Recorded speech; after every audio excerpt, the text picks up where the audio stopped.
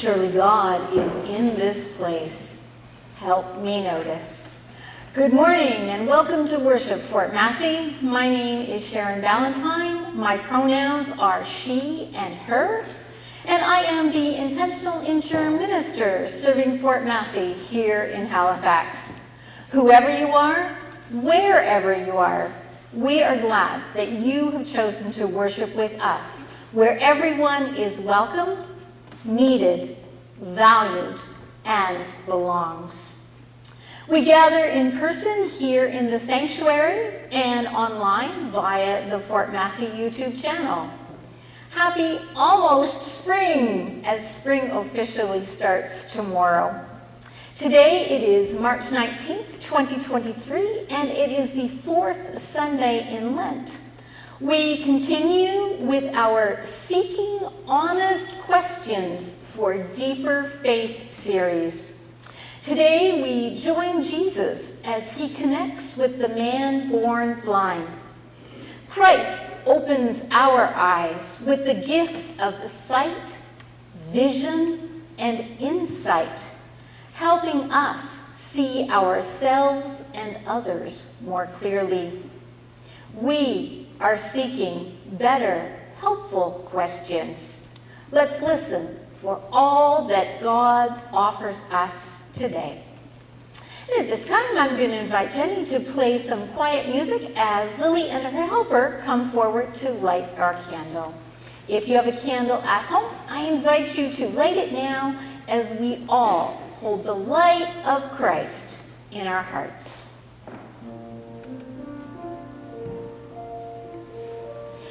We believe in a merciful God, a God who does not keep score, a God who wants good for us. We believe in a creator God, a God who would heal with mud, a God capable of seeing what we cannot. We believe in a saving God, a God who heals, a God who greets our questions with patience, a God who sends us out with hope in our step. We believe in a God who always says to each of us, I love you. We light this candle reminding us of what this wondrous love is. May its warmth symbolize love that radiates from our very being. Christ's light shine. Since time immemorial, our First Nations peoples have tended and cared for these lands, learning from, with, and through creation's teachings and gifts. We acknowledge the land of the first peoples of the Mi'kmaq traditions where we are here in Halifax. And we acknowledge the lands and first peoples of treaties and unceded territories of wherever our virtual worshipers are. We all engage in paths to right relationships, to truth and reconciliation, to live in peace and in friendship with all people.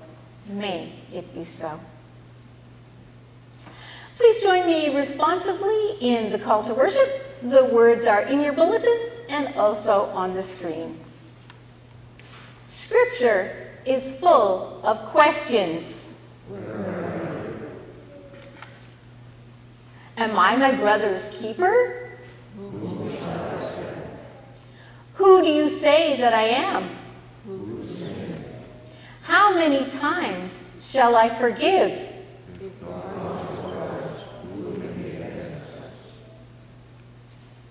Scripture is full of questions. So, just like those in our scriptures, may we bring our full curiosity and wonder into this space.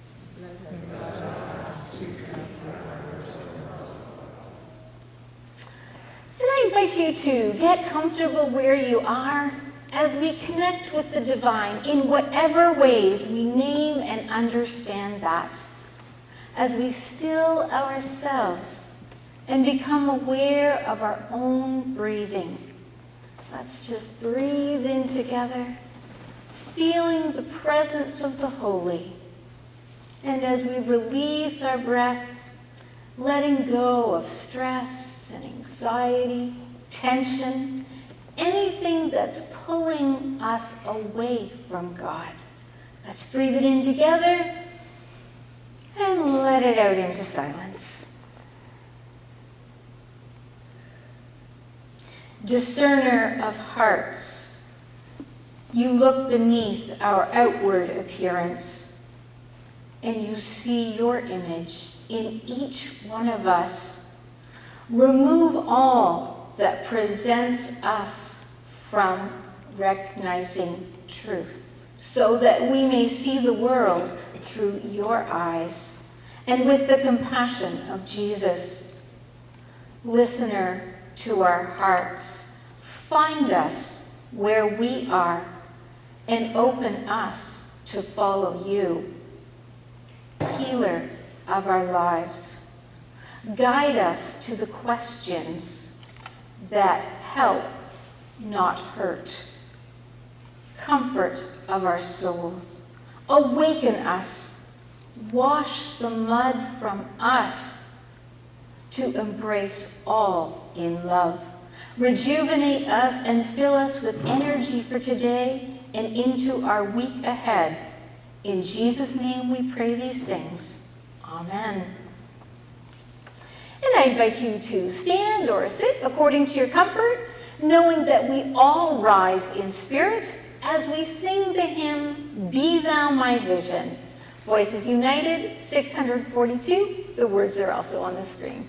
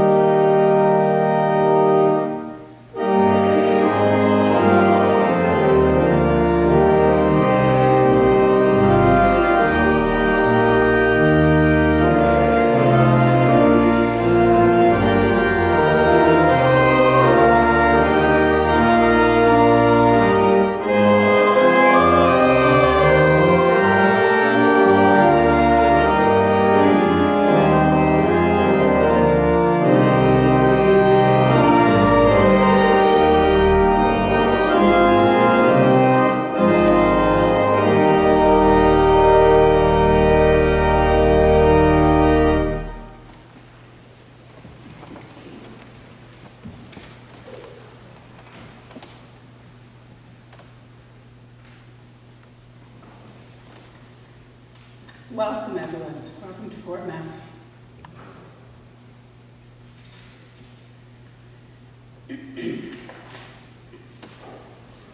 So, good morning. My name is Alison MacDonald. My pronouns are she and her. Our thanks today to Jenny Trites, our music director, at the piano and the organ, to Jade Fraser in the choir, to David Griffiths, our scripture reader, to Kathy Evans and Susan Walters hosting refreshments for coffee and conversation in the lower hall right after worship, to the Jansen family doing tech this morning, to Sansia Noor leading our Sunday school, and Lily Noor offering nursing care. I would also like to take this opportunity to welcome our new sexton, Emily Kylie Lawler, and her family, husband Joshua, and their children Mary Jane, 8, and Garrison, 6. Emily will be starting this week, so please join us to make the family welcome. Announcements were in Thursday's news.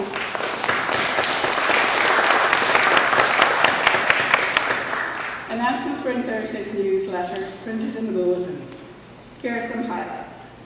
The flowers in the sanctuary are here in loving memory of Jean Brown, whose life was celebrated here on Thursday. Our thanks to all who participated in the annual meeting on Sunday, March 12th. Thank you for all who have taken on new and continuing roles in our governance and activities. It takes a village. Thank you for the many ministries we are part of. We received good news from Regional Council 15 on Friday that a new liaison representative, Anne Hoganson, has agreed to work with those putting together the Learning Faith story and the faith profile, and then eventually with the search team. Keep all in your prayers. Girl Guide cookies will be here next Sunday. They are $6 a box. See Lily here today if you want to pre-order, and she will have them ready next week. Please sign up to host refreshments in the bulletin and the Tobin Street lobby. There's Craft and Chat tomorrow at 11 a.m. to noon on Sharon's Zoom. The men's breakfast is on the booth this Friday at 9:30. They will gather at Smitty's restaurant in Lacewood. All men are most welcome. See Ian McDonald, sitting over there, if you have any questions. Kevin Robarts, our former sexton, extends thanks for the greeting card in the congregation and for the financial gift received from the Fort Massey family of faith. We look forward to welcoming Kevin back to the congregation with us when he can, and to a future gathering to thank him for his services. Thank you for your continued donations to the Out of the Cold ministry. When Cliff took over some dishes this week, they were so appreciative. They're asking for any footwear, also cutlery, in addition to more dishes, mugs, and glasses. Please put items in the Out of the Cold box in the Tobin Street lobby. We'll be taking over some more stuff this week.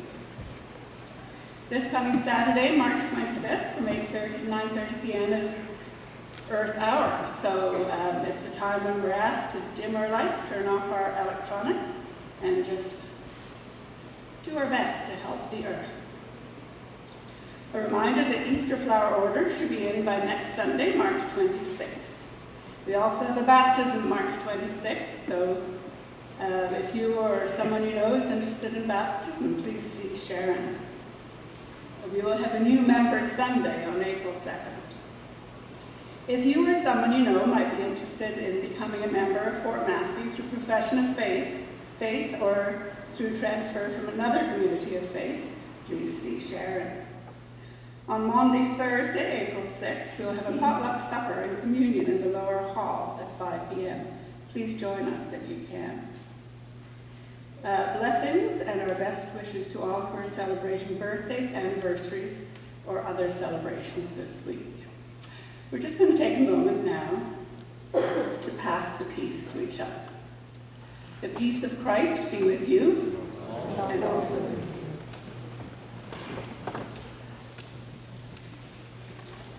Please join together, standing according for your comfort, as we say the new creed, our affirmation of faith.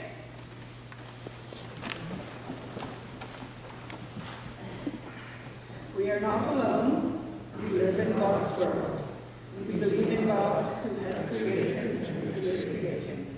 With our in Jesus, the Word made flesh, to reconcile and make new, who works in us and others by the Spirit. We trust in God. We are called to be the church, to celebrate God's presence, to live with respect in creation, to love and serve others, to seek justice and resist evil, to proclaim Jesus crucified and risen, our judge and our hope, in life, in death, in life beyond death. God is with us. We are not alone. Thanks be to God. You may be seated. Use generosity and gratitude to bring light, truth, and wholeness. In generosity, we come, offering all of our gifts, knowing that in giving, there is receiving. We do not take up offering as we did before COVID. Whether you're on pre-authorized remittance, using envelopes, e-transfers, giving in time or talents, all matter. There are offering plates as you exit to Queen Street or near the font as you exit to Tobin Street. Give thanks for all you give and all you receive. I invite you to imagine or pretend to hold an offering plate. As we give and we receive, the offering will now be received.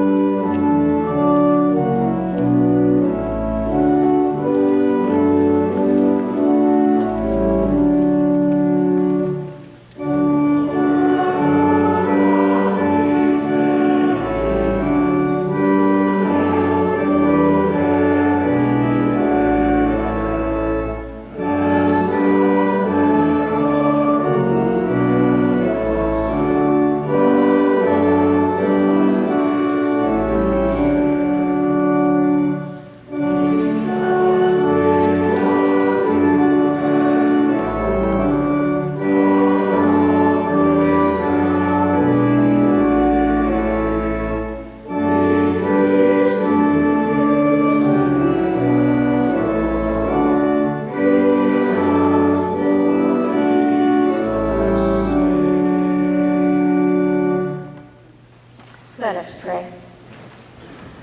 Holy and infinite presence, your I love you to each one of us is our greatest gift. Thank you for our abundance, for all the ways we give and we receive. We thank you. Bless us, our offerings, and use them and us to share the message of your great love here and throughout the world. For we ask it all in Jesus' name. Amen. Our time for the young and young at heart. I've got a job for you right off the bat. So I would like you to close your eyes. And if you think you might peek, just cover them with your hands if you like to. So cover your eyes. Notice what you're seeing. And if you're not peeking, you shouldn't see anything. Now I want you to open your eyes, take your hands down, look around. What do you see? What do you notice? Colors, people, different furniture in here. Okay, now I want you to cover them again. Or close your eyes. Now I want you to imagine that you've never, ever seen anything. And this time, I want you to open your eyes and look around. Does it look different? Is it interesting to think, whoa, look at that. I see something red and I've never seen red before. You wouldn't even know it was red because you wouldn't have seen it before. Well, today in our story, Jesus was walking with his disciples when they saw a man who'd been blind since birth.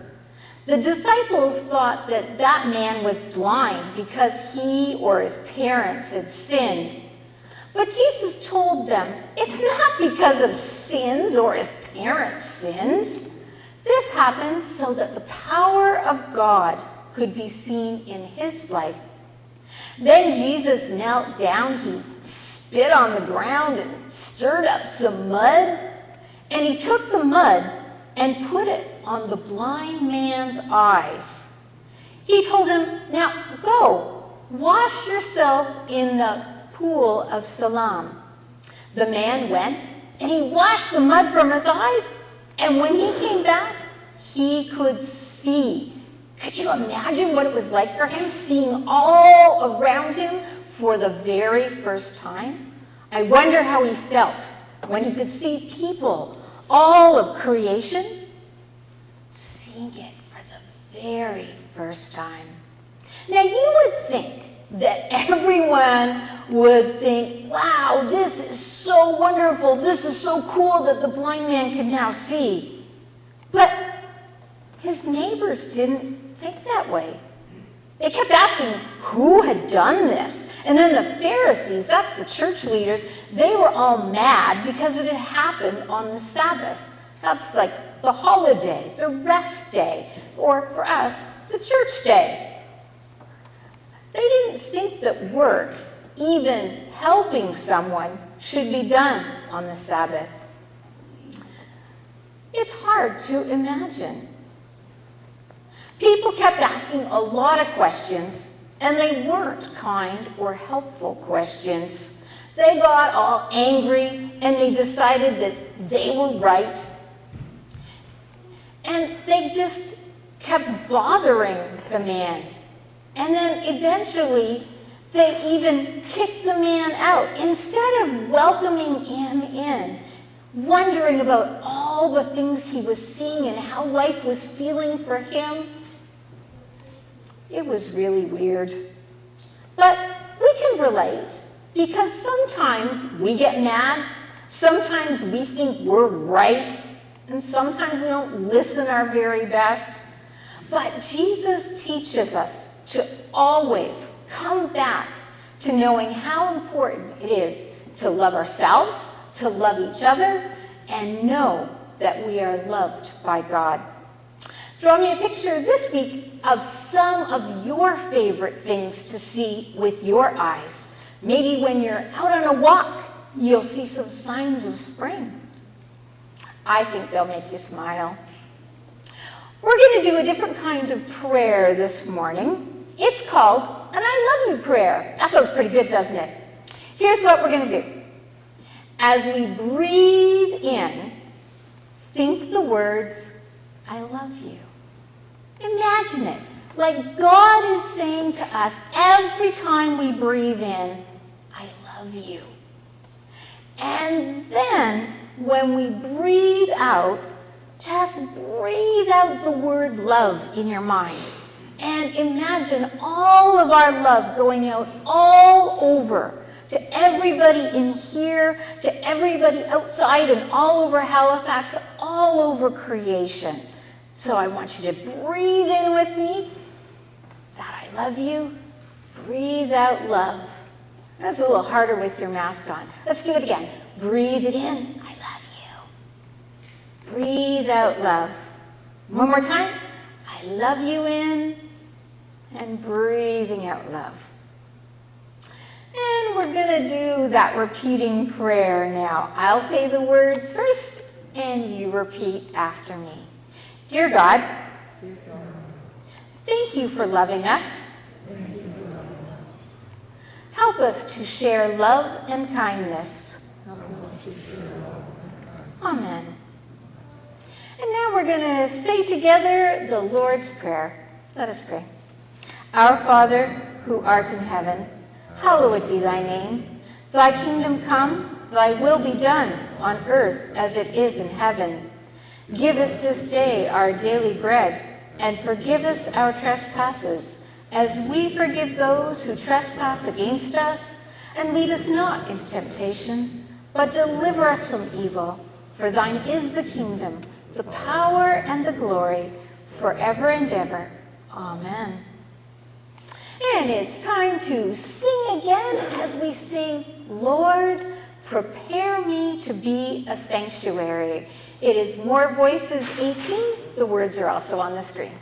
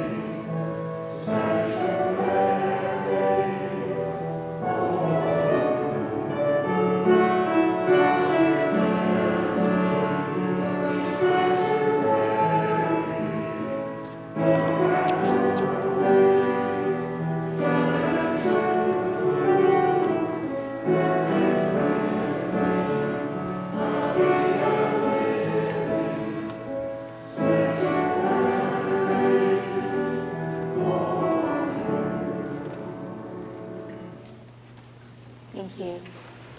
Today, David is going to be reading from the Gospel of John, chapter 9, verses 1 to 41. And David is reading today from the New Revised Standard Version, EU.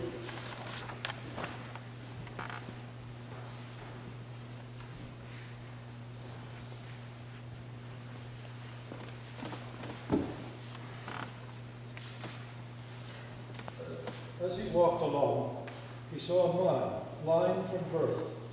And his disciples asked him, "Rabbi, who sinned, this man or his parents, that he was born blind?" And Jesus answered, "Neither this man nor his parents sinned.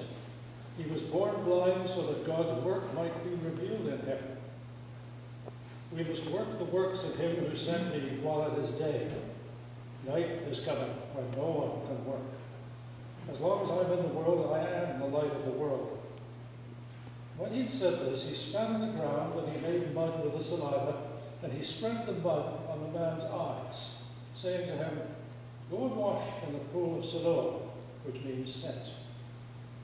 Then he went and he washed, and he came back, able to see. And the neighbors and those who had seen him before as a beggar began to ask, "Is this not the man who used to sit and beg?" Some were saying, "It is he." And others were saying, "No, but it's someone like him." He kept saying, "I am he." But they kept asking him, "Then how were your eyes opened?" And he answered, "The man called Jesus made mud, and he spread it on my eyes, and he said to me, 'Go to Siloam and wash.' Then I went, and I washed, and I received my sight." And they said to him, "Where is he?" He said, "I don't know." So they brought to the Pharisees the man who'd formerly been blind. Now it was a Sabbath day when Jesus made the mud and opened his eyes. Then the Pharisees also began to ask him how he had received his sight. And he said to them, "He put mud on my eyes, then I washed, and now I see." Some of the Pharisees said, "Well, this man is not from God, for he does not observe the Sabbath." Others said, "How can a man who is a sinner perform such signs?" And they were divided. So they said again to the blind man, "What do you say about it? It was your eyes he opened." And he said, "He's a prophet."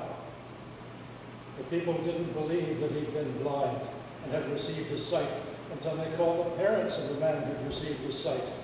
And he asked them, "Is this your son, who you say was born blind? How then does he now see?" And his parents answered, "We know that this is our son and that he was born blind, but we do not know how it is that now he sees, nor do we know who opened his eyes. Ask him. He's of age. He'll speak for himself." And the parents said this because they were afraid. The authorities had already agreed that anyone who confessed Jesus to be the Messiah would be put out of the synagogue. Therefore his parents said, "He's of age. Ask him." So for the second time they called the man who had been blind, and they said to him, "Give glory to God. We know that this man is a sinner." And he answered, "I don't know whether he is a sinner. The one thing I do know, that though I was blind, now I see." And they said to him, "What did he do to you? How did he open your eyes?" And he answered them, "I've told you already, and you wouldn't listen. Why? You want to hear it again? Do you also want to become his disciples?" And then they reviled him, saying, "You are his disciples, but we are disciples of Moses. We know that God has spoken to Moses, but as for this man, we do not know where he comes from." And the man answered, "Well, here's an astonishing thing. You don't know where he comes from, yet he opened my eyes. We know that God does not listen to sinners, but he does listen to one who worships him and obeys his will. Ever since the world began has it been heard that anyone who opened the eyes of a person born blind. If this man were not from God, he could do nothing." And they answered him, "You were born entirely in sins, and are you trying to teach us?" And they drove him out. So Jesus heard that they'd driven him out, and when he found him, he said, "Do you believe in the Son of Man?" And he answered, "And who is he, sir? Tell me, so that I may believe in him." And Jesus said to him, "You've seen him, and the one speaking with you is he." And he said, "Lord, I believe. and he worshipped him. And Jesus said, I came into this world for judgment, so that those who do not see may see, and those who do see may become blind. And some of the Pharisees who were with him heard him and said, well, surely we're not blind, are we? And Jesus said to them, if you were blind, you would not have sinned. But now that you see, you say, we see, then your sin remains. Offered as wisdom for the journey. May we walk in this life. And I invite you now to receive this ministry of music as our choir presents our anthem.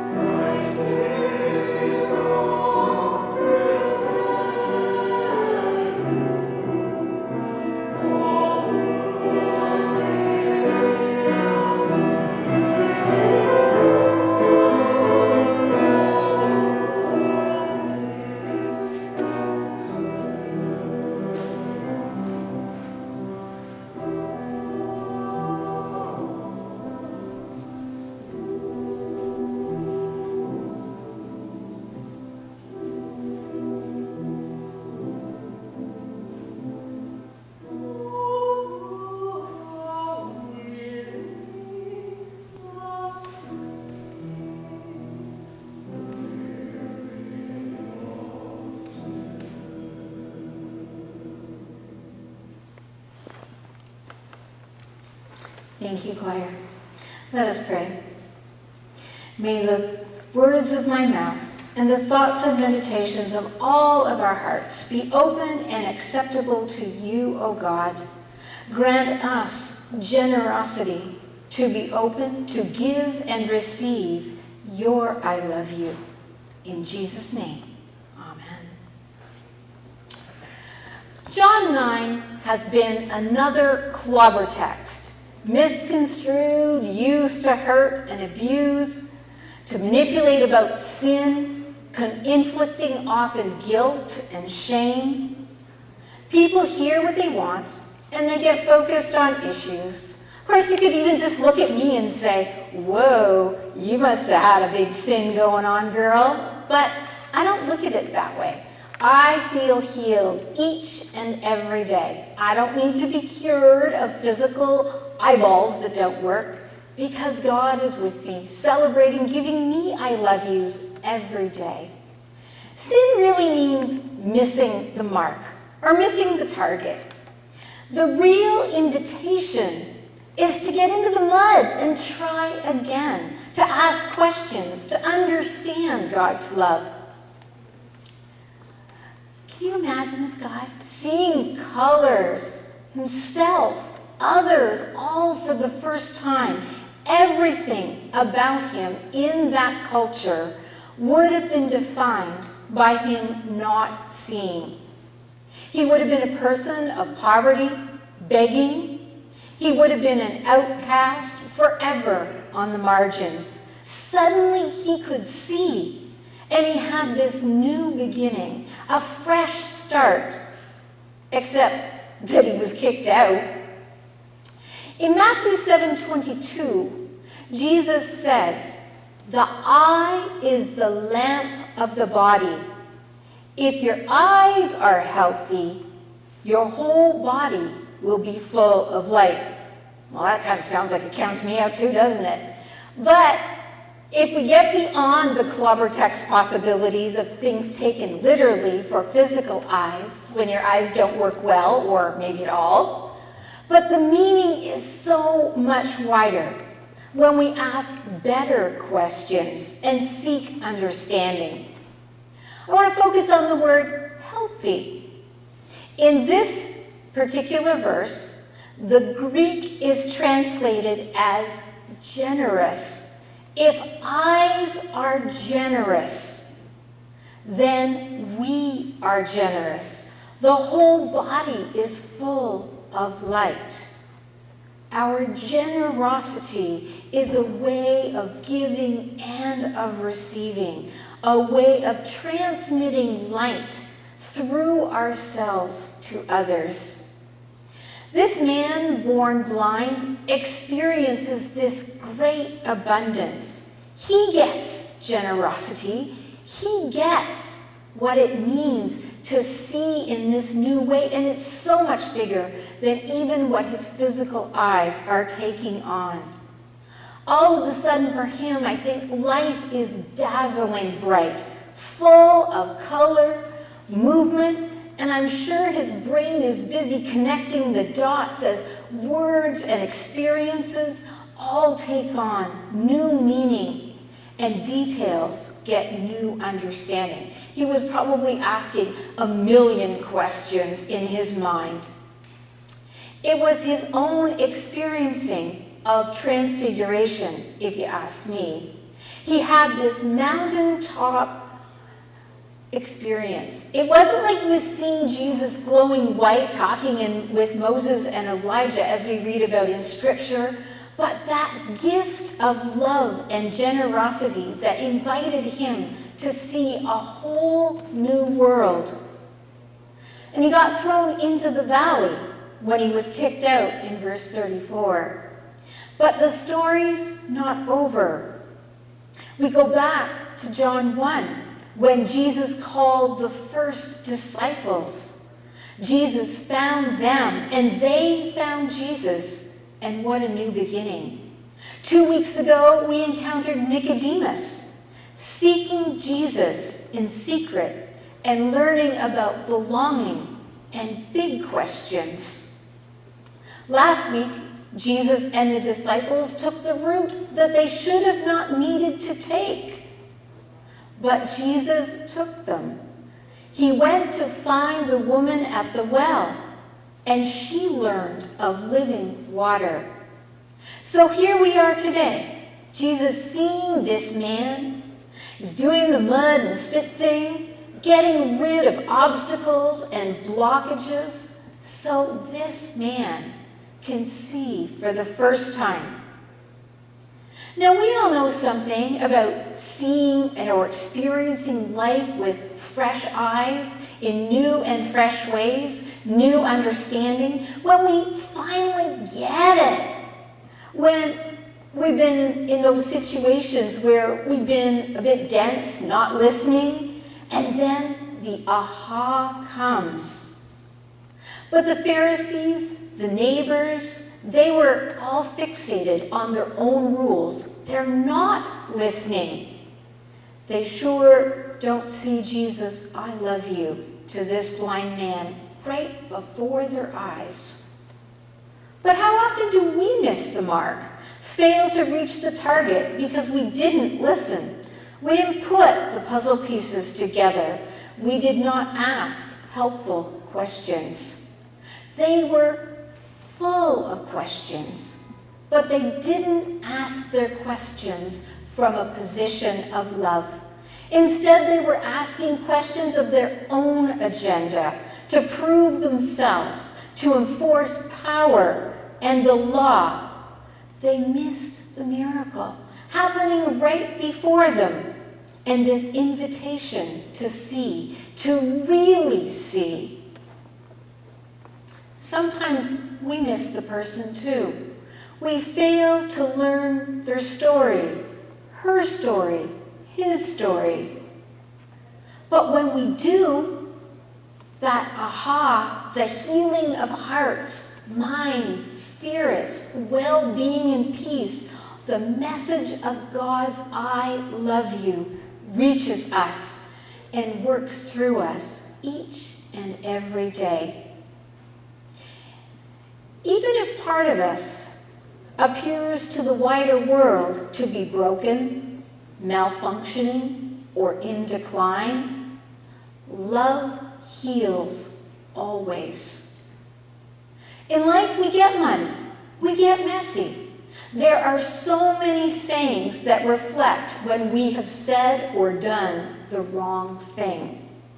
Not thought about the highest or best good, come at things from an unhealthy perspective. We've all managed to put one or both feet in our mouth, if you know what I mean, and struggle with guilt or shame, the embarrassment. But let's bring on the healing waves of radical kindness, radical forgiveness, beginning again. Imagine being known all the time as the blind guy, that beggar at the side of the road. Not so appealing. But we do it. We do it all the time ourselves. When people and situations are different from what we know, we generalize, we characterize based on what we think we know. We make assumptions. We don't look at the person. We have all this mud on our own face, and we don't wash it off to see and meet individuals, to ask those better questions that move us from assumptions to understanding. We characterize people from different countries, perhaps, people of certain ages, abilities, identities, social and economic status, employment or lack thereof, those who are in prison. Do you remember the airplane game in which you imagine that you are given some information about possible seatmates on a plane? And to be honest, they all make you nervous. They all make you uncomfortable. You don't really want to sit beside any of them. But after some moral discussion and some debates, you have to explain how you would choose, and why. But later, the people, the identities are revealed. And for example, the ex-convict who served 27 years in prison is Nelson Mandela. It makes us think. You get the idea. Know and understand the person, his story, her story, their story. We should not give in to our assumptions. Go for better questions and understanding. Get to the heart, to the person, to generosity. That is healthy. Jesus sent that man born blind to Siloam, which means sent. He was sent as the disciples were, and as we as disciples today are sent, because that means us too. As Nicodemus was sent back to Jerusalem, the woman at the well sent back to her town, the man born blind, he was sent more than to those waters to wash. Sometimes we forget to look beyond. Johannine scholar Caroline Ann Lewis asked us to read chapter 10 and connect it with the story of the man born blind. She urges that no one to look at the story without connecting Jesus' teaching about Jesus being the shepherd, the gate, the door, inviting the sheep into the fold, being lost and being found, following the voice they know, the one who knows them and calls them by name. It continues that message of belonging. We keep hearing the holy gift, the holy sharing of God's I love you again and again. In chapter 10, Jesus offers the promise of abundance and new life. Jesus offers hope, help, and love to new ways of beginning again. To be sent to wash the mud, maybe blood too, from our spiritual blindness, and to wrestle with getting through the mud, what it means to believe, to live in generosity, to know the way of love, to embrace the gate, the door of promise, hope for us all. How is Christ knocking again at the doors of your heart? Is there some mud and some mess that you're being sent to wash off? Embrace your healthy state, your generosity. Ask better questions. I was blind, but now I see. I believe. You believe. Praise be to God, and amen.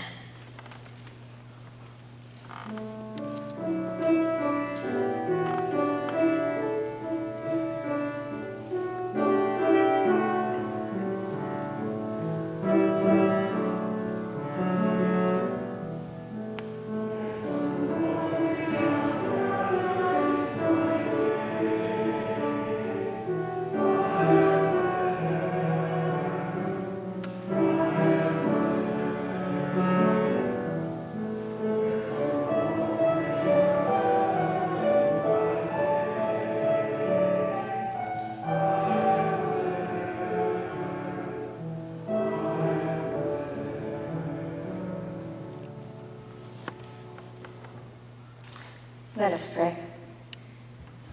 Source of light, we come to you this day, seeking vision and insight. Give us a new vision of all that we can accomplish in your name. Give us strength and confidence to fully witness to your abiding love and faithfulness. Grant us generosity. Help us to say I love you in as many ways and to as many people as we can. Guide us to live with radical kindness and radical forgiveness to deepen our relationship, to follow Jesus' way of love. Open us to experience your presence among us, moving in powerful ways at all times and in all places. Help us receive familiar words in new ways, ways that will change us and challenge us to become the people that you have created us to be. Like Cinderella, loving God, we sit in the ashes with our hopes, but you see us as your beloved children. We pay too much attention to all those who break rules, but ignore the grace that is poured out on us. We try to box you in with boundaries that we can manage, but you continue, oh God, to burst forth, to bring newness into the world, knowing our name, calling us to forever follow you. Receive, O God, the joys and concerns that we offer now from the silence of our hearts.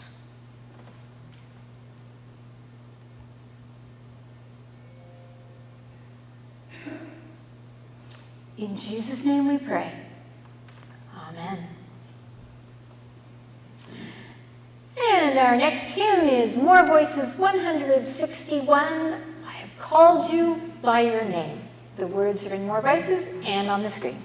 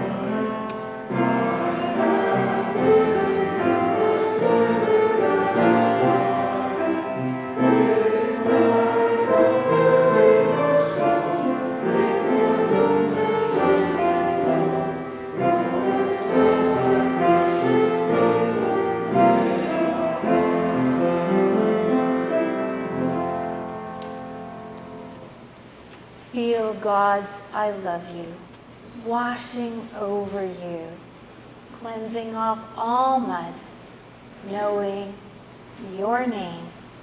God says, I love you. Fellow seekers, go into the world with bold discipleship, deep spirituality, and daring justice. Seek out the hungry. Seek out the weary. Seek the good in every person you pass. Seek out the hopeful. Seek the faithful. Seek God in each of us. as you seek and as you wonder. May you find what you're looking for in the name of our loving God, who is always seeking us. Go now in peace. God bless you, and amen. May it be so. Okay, now we're going to do something a little fun here. Jade's going to come up to the front. And if you are in the congregation, so anybody from Jenny back, you're doing first part of the round, and us up here are doing the next half. Are we going to do it all together first, Jenny, or right into round? Right into the round. Right into the round. So sing it loud, sing it proud.